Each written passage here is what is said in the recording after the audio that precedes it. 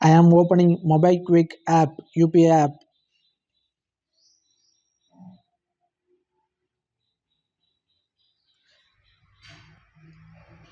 Enter the mobile number.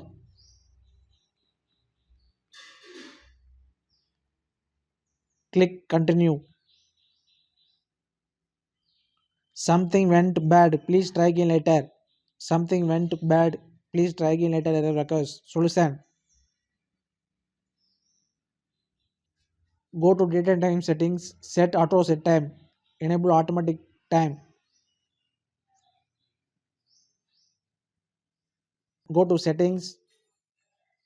Go to apps. Go to app manager. Search for Mobikwik app. Go to storage. Clear cache. This might fix the problem.